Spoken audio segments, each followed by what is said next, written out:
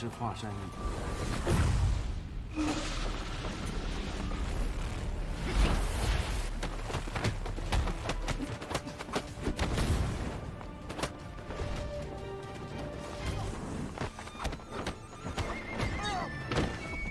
Halo, selamat datang di Aksa Movie 21. Semoga kalian dalam keadaan baik dan dimudahkan semua urusannya. Kali ini saya akan melanjutkan serial The Legend of Heroes bagian ke-8. Sebelumnya, Guojing pergi ke Pulau Persik untuk menemui Huang Rong. Di sana dia bertemu si bocah tua nakal Zhou Butong. Karena Guojing telah menyelamatkan nyawanya, Zhou Butong memintanya menjadi saudara angkat. Zhou Butong mengajari Guojing sebuah jurus hebat. Tapi Guojing tidak sadar jika jurus yang dipelajarinya itu adalah Kitab 9 Yin.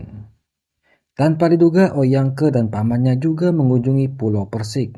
Di sana Ouyang Ke melamar Huang Rong buat dijadikan istri. Tapi Hong Qigong juga tiba di pulau tersebut. Dia bicara kepada pendekar Huang untuk menikahkan kedua muridnya itu. Yang tentu saja membuat Ouyang Feng marah. Sehingga akhirnya mereka berdua bertarung untuk melampiaskan emosi masing-masing.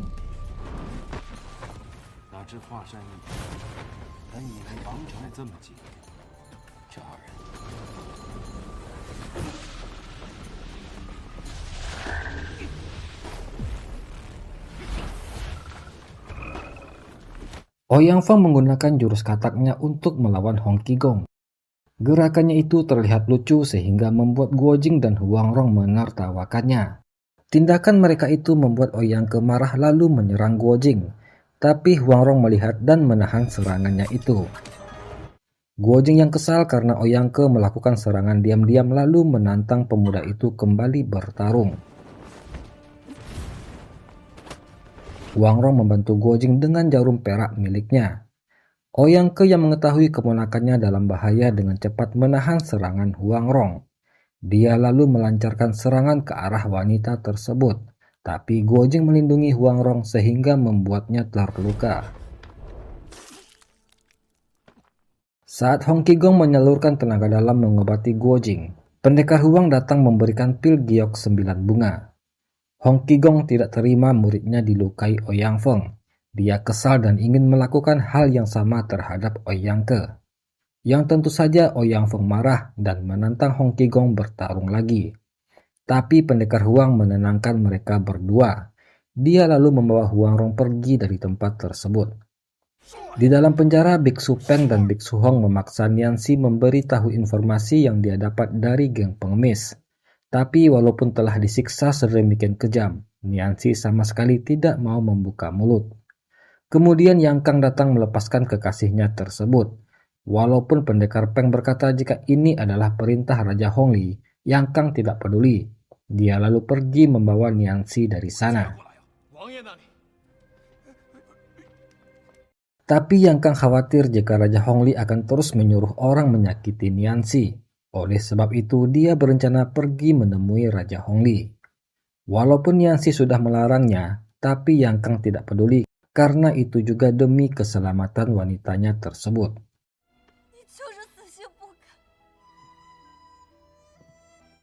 Setibanya di kediaman Raja Hongli, Yang Kang meminta maaf karena telah membebaskan Nianxi dari penjara. Yang Kang berjanji akan kembali ke kediaman Zhao, asalkan ayah angkatnya itu mengizinkan Nianxi tinggal bersamanya. Raja Hongli pun setuju dengan permintaan Yang Kang tersebut. Selanjutnya mereka mulai membicarakan rencana mencuri kitab Wumu. Dari informasi yang didapat, Aula Cuihan selalu dijaga ketat oleh para pendekar hebat. Oleh sebab itu, Raja Hongli meminta bantuan Ouyang Feng melakukan rencananya itu. Nantinya setelah Ouyang Feng datang, barulah mereka mulai bergerak menuju Aula Cuihan. Ternyata tujuan utama Ouyang Feng datang ke Pulau Persik demi kitab 9 Yin. Dia berencana mencuri kitab itu dari pendekar Huang begitu ada kesempatan. Selain itu, Ouyang Ke juga akan membantu keponakannya agar bisa menikahi Huang Rong. Keesokan harinya, pendekar Huang mengumpulkan mereka semua. Pendekar Huang akan memberikan 3 tes kepada Guojing dan Ouyang Ke. Siapapun nanti yang keluar sebagai pemenang, maka dia berhak menikahi Huang Rong. Tes pertama, Guojing dan Ouyang Ke akan bertarung untuk mengetahui siapa kungfunya yang lebih unggul. Tapi Ouyang Feng tahu jika kungfu Ouyang Ke berada di bawah Guojing. Dia pun mencari alasan agar tes itu diganti. Sehingga diputuskanlah jika mereka akan melakukan duel di atas pohon persik, di mana Guojing akan menghadapi Ouyang Feng, sedangkan Ouyang Ke melawan Hong Qigong. Duel dilakukan tanpa menggunakan tenaga dalam. Siapapun yang jatuh duluan maka dia dianggap kalah. Ouyang Ke selalu berusaha lari dari Hong Qigong. Berbeda dengan Guojing, dengan berani dia meladeni Ouyang Feng bertarung.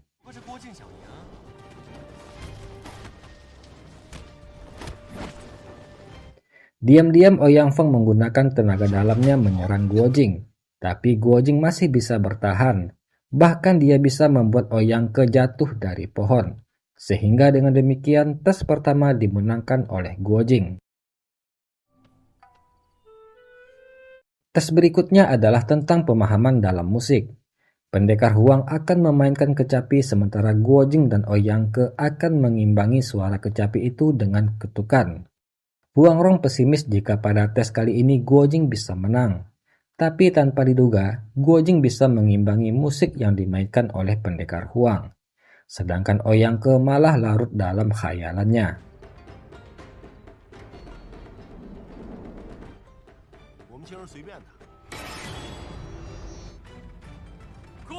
Seharusnya Guojing menjadi pemenang dalam tes kedua ini, tapi pendekar Huang menganggap hasilnya seri. Pendekar Huang mengakui jika Guojing unggul di bidang tenaga dalam dan konsentrasi, tapi dia kalah dalam hal melodi. Huang Rong pun kecewa dengan keputusan ayahnya tersebut, yang terlihat sangat menyulitkan Guojing. Ujian pun lalu dilanjutkan ke babak terakhir. Kali ini Guojing dan Ouyang Ke diuji dalam hal hafalan. Pendekar Huang akan memberikan mereka sebuah puisi karya ibunya Huang Rong. Bagi siapa yang bisa menghafal paling banyak, maka dia pemenangnya. Hong Qigong mulai emosi dengan aturan pendekar Huang tersebut. Dia melihat jika pendekar Huang sengaja memihak kepada Ouyang Ke, karena mereka semua tahu jika Guojing sedikit pun tidak memiliki bakat dalam hal puisi. Dia pun lalu menyuruh Guojing tidak usah mengikuti tes tersebut dan mengajaknya segera pergi meninggalkan Pulau Persik. Tapi Guojing menenangkan Hong Qigong. Kepada gurunya itu, Guojing berkata jika dia memang ingin menikahi Huang Rong, tapi dia juga tidak mau menentang pendekar Huang. Oleh sebab itu, Guojing pun memutuskan mengikuti tes ketiga itu. Ternyata bait puisi yang dibagikan pendekar Huang sama persis dengan apa yang diajarkan oleh Zhou Butong, yang tentu saja Guojing sudah hafal semuanya. Sehingga Guojing pun dengan lancar bisa mengulangi seluruh bait puisi tersebut, yang membuat semua yang ada di sana terheran-heran. Tiba-tiba pendekar Huang menyuruh Guojing berhenti, karena ternyata apa yang dibaca Guojing itu adalah isi dari kitab 9 Yin. Pendekar Huang menuduh jika Guojing lah orang yang telah mencuri kitab 9 Yin dari Mei Chofeng. Tiba-tiba Zhou Butong muncul di sana. Dia lalu mengeluarkan kitab 9 Yin yang dia minta dari Guojing sebelumnya. Guojing pun kaget mengetahui jika jurus yang diajarkan Zhou Butong adalah jurus 9 Yin. Pendekar Huang meminta Zhou Butong menyerahkan kitab 9 Yin tersebut, tapi tanpa diduga, Zhou Butong pun justru menghancurkannya. Sehingga sekarang, satu-satunya orang yang mengetahui isi kitab itu adalah Guojing. Pendekar Huang sangat marah lalu mengejar Zhou Butong. Dia pun menghajar bocah tua nakal tersebut. Tapi akhirnya pendekar Huang sadar jika apa yang dilakukannya itu tidak ada gunanya juga. Lagian sebenarnya pendekar Huang juga berencana akan menghancurkan kitab 9 Yin tersebut. Karena gara-gara kitab itu jugalah istri pendekar Huang meninggal. Pendekar Huang pun lalu melepaskan Zhou Butong dan menyuruhnya membawa Guojing pergi meninggalkan Pulau Persik. Dan pembahasan pernikahan pun menjadi batal.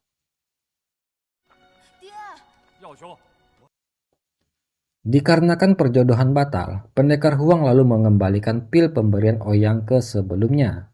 Dan sebagai gantinya, Ouyang Ke bisa memilih salah satu ilmu Pulau Persik yang dia suka. Ouyang Ke lalu meminta pendekar Huang mengajarinya ilmu Kimen, ilmu formasi yang digunakan untuk melindungi Pulau Persik. Zhou Butong iri melihat Ouyang Feng menaiki kapal mewah, jadi dia berpikir untuk mencuri kapal milik pendekar Huang. Tapi ternyata kapal itu awalnya akan digunakan pendekar Huang untuk bunuh diri. Huang Rong yang mengetahui hal tersebut lalu segera menyusul Guo Jing. Sementara itu, Guo Jing dan yang lain mulai panik karena kapal yang mereka tumpangi bocor. Mereka semua lalu memilih lompat ke laut menyelamatkan diri. Huang Rong tiba dan melihat kapal yang ditumpangi Guo Jing sudah tenggelam. Tapi di sana terlihat kapal milik Ouyang Feng juga terbakar. Tiba-tiba kapal itu meledak dan membuat Huang Rong terpental ke lautan.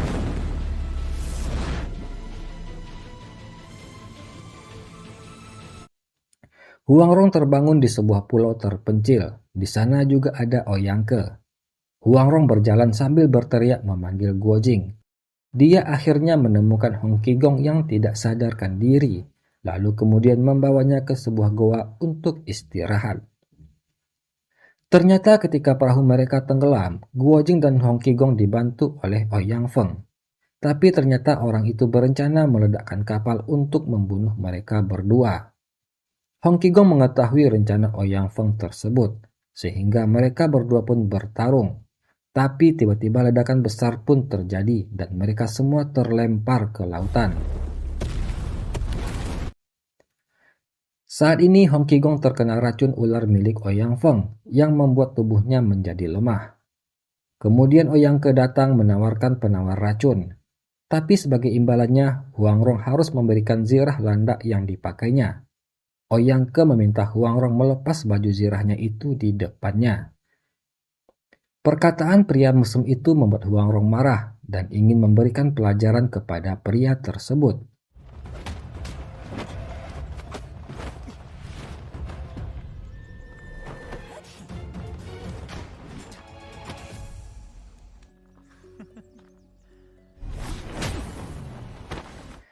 Ketika Huang Rong dikalahkan, Hong Qigong membantu dan menyuruh pria cabul itu pergi. Akibatnya racun di tubuh Hong Qigong semakin mengganas. Saat ini tenaga dalam Hong Qigong telah hilang. Tapi mereka harus merahasiakannya dari Ouyang Ke agar pria itu tidak berani bertindak macam-macam. Hong Qigong yang mengira jika kematiannya sudah dekat lalu meminta Huang Rong menjadi ketua geng pengemis menggantikan dirinya. Dia menyerahkan tongkat kaipang kepada Huang Rong dan mengajarkan gadis itu jurus tongkat pemukul anjing.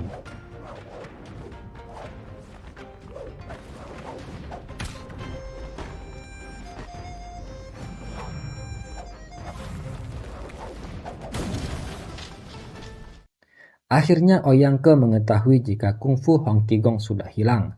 Dia kembali ke goa untuk membunuhnya. Huang Rong melindungi gurunya itu. Dia menggunakan jurus tongkat yang diajarkan Hong Qigong tadi.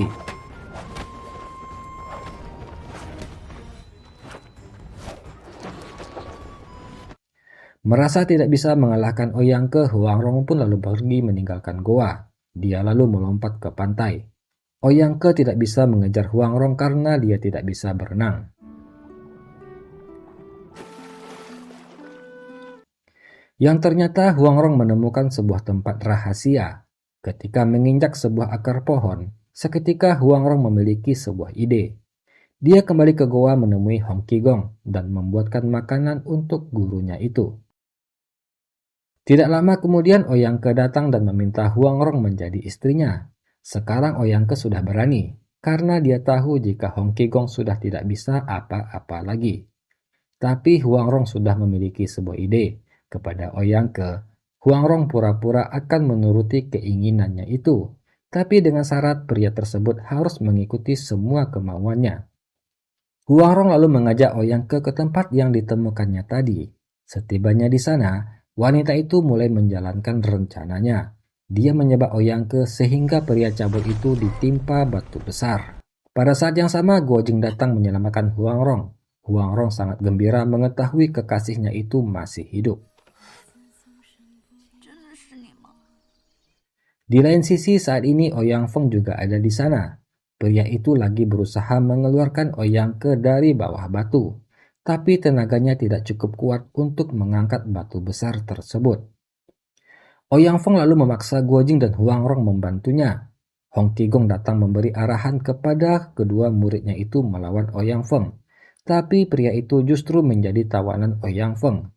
Ouyang Feng mengancam akan membunuh Hong Qigong jika mereka berdua tidak bersedia membantu.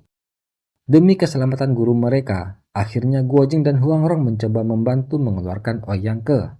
Tapi setelah berulang kali mencoba, mereka masih gagal.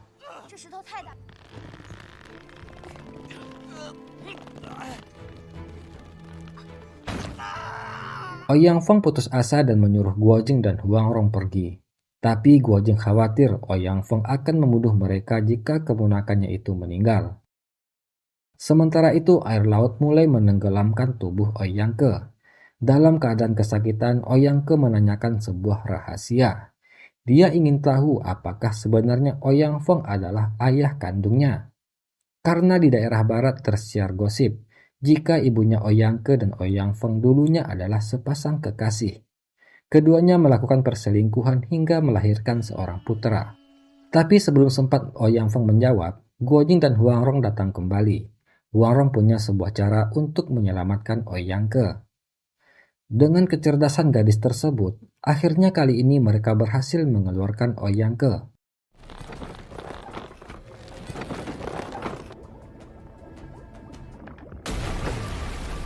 Tapi bukannya berterima kasih, Ouyang Feng malah mengambil alih goa dan menyuruh Hong Qigong dan yang lain tidur di luar. Bahkan Ouyang Feng juga menyuruh Guo Jing dan Huang Rong berburu hewan liar untuk dimakan. Hong Qigong yang sangat kesal dengan Ouyang Feng menemukan sebuah ide gila. Dia mengencengi kelinci panggang dan menyuruh Guo Jing mengantarkannya kepada Ouyang Feng. Ouyang Ke yang tidak tahu pun memakannya dengan sangat lahap. Ouyang Feng kembali datang dan langsung menyerang Hong Qigong. Kali ini dia meminta Guo Jing menuliskan isi kitab 9 yin untuknya. Dia mengancam akan membunuh Hong Qigong jika Guo Jing tidak menuruti keinginannya tersebut. Karena tidak punya pilihan, Guo Jing pun terpaksa menuruti kemauan Ouyang Feng. Tapi sebelumnya, Huang Rong telah mengajarkan Guo Jing agar menuliskan kitab 9 yin yang palsu. Ouyang Feng pun tidak menyadari jika Guo Jing sudah menipunya. Hong Qigong yang awalnya kesal menjadi tertawa begitu mengetahui muridnya itu mengerjai Ouyang Feng.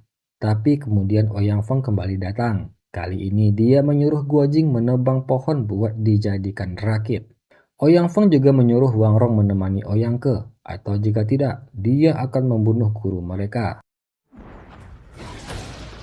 Akibat mengeluarkan banyak tenaga dalam, Guo Jing mulai kelelahan. Gurunya berkata jika harusnya ilmu 9 yin yang dipelajari Guo Jing bisa membantunya lebih kuat.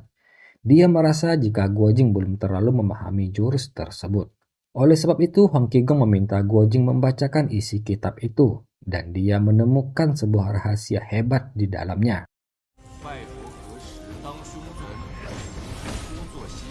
Lalu Hong Qigong dan Guo Jing berlatih bersama. Efeknya tenaga dalam Guo Jing meningkat pesat. Bahkan sendi bela diri Hong Qigong sedikit kembali lagi. Namun untuk berjaga-jaga, Hong Qigong meminta Guo Jing merahasiakannya dari Ouyang Feng, karena saat ini mereka belum bisa melawan pria tersebut. Keesokan harinya, Guo Jing dan Huang Rong membuat rakit atas perintah Ouyang Feng. Tapi malam harinya, mereka berdua membuat sebuah rakit yang lain. Tindakan mereka itu diketahui oleh Ouyang Feng. Bersama Ouyang Ke, dia menaiki rakit tersebut dan meninggalkan Guo Jing dan yang lainnya di pulau. Tapi Huang Rong telah memperkirakan tindakan Ouyang Feng itu. Ouyang Feng masuk ke dalam jebakan karena rakit yang dinaikinya itu sangat rapuh dan akan tenggelam di tengah lautan. Lalu Huang Rong bersama Guo Jing dan gurunya menaiki rakit yang lain. Di tengah laut, mereka melihat rakit yang digunakan Ouyang Feng tadi sudah hancur. Namun tiba-tiba mereka diserang badai. Untung saja ada sebuah kapal lewat. Mereka pun lalu menaiki kapal tersebut. Yang ternyata kapal itu milik kerajaan Jin. Di kapal itu juga ada Nianxi. Guo Jing terkejut melihat Yang Kang berada di sana bersama Raja Hongli, karena yang dia tahu pemuda itu kembali ke desa Niu. Melihat Raja Hongli, Guo Jing ingin membalas kematian ayahnya, tapi ternyata di sana ada Ouyang Feng. Dia diselamatkan Raja Hongli ketika tenggelam di lautan. Biksu Liang mengajak Hong Qigong bergabung membela dinasti Jin, namun karena dia menolak, mereka bertiga pun dikurung di dalam sebuah gudang.